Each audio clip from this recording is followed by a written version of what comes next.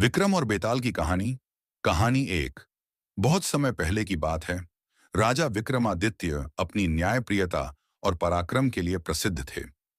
एक बार एक साधु ने राजा से आग्रह किया कि वह उसे बेताल नामक प्रेत को लाकर दे।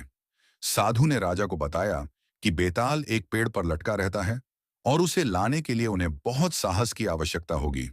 राजा विक्रम ने साधु की बात मानकर बेताल को पकड़ने का निश्चय किया। विक्रम रात के अंधकार में उस पेड़ तक पहुंचे जहां बेताल रहता था। जैसे ही विक्रम ने बेताल को अपने कंधे पर रखा, बेताल ने एक शर्त रखी। उसने कहा, मैं तुम्हें रास्ते में एक कहानी सुनाऊंगा, लेकिन अगर तुमने बीच में कुछ भी बोला तो मैं वापस इस पेड़ पर चला जाऊंगा। राजा विक्रम तैयार हो गए और बेताल ने पहली कहानी शुरू की। एक समय की बात है। उज्जैनी नगरी में वीरराज नाम का राजा राज्य करता था। उसकी दो रानियां थीं। उसकी पहली रानी से एक पुत्र हुआ और दूसरी रानी से एक कन्या। राजा ने दोनों बच्चों की परवरिश अच्छे से की। जब दोनों बच्चे बड़े हो गए तो राजा ने उनके विवाह के लिए योग्य वर और वधू ढूंढने का निर्णय किया।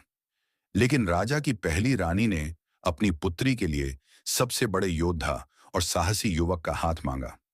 वहीं दूसरी रानी ने अपने बेटे के लिए सर्वश्रेष्ठ सुंदरी कन्या की मांग की। राजा ने दोनों की मांगें मान ली और एक समारोह का आयोजन किया। समारोह में कई वीर और सुंदरी कन्याएं आईं, लेकिन राजा को योग्य वर वधू नहीं मिल पाए। तब राजा ने एक साधु की सलाह पर दोनों बच्चों को एक यात्रा पर भेजा, ताकि वे अपने जीवन साथी स्वयं चुन सकें। यात्रा के दौरान राजकुमार ने एक साहसी योद्धा कन्या से विवाह कर लिया और राजकुमारी ने एक वीर योद्धा से। दोनों जोड़े अपने अपने गुणों से प्रसन्न और संतुष्ट थे।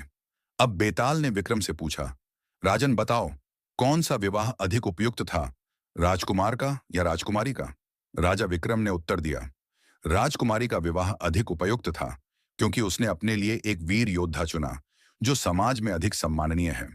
जैसे ही विक्रम ने जवाब दिया, बेताल हंसते हुए वापस पेड़ पर उड़ गया और बोला, तुमने बोल दिया, इसलिए मैं वापस जा रहा हूं। राजा विक्रम को बेताल को फिर से पकड़ने के लिए वापस जाना पड़ा,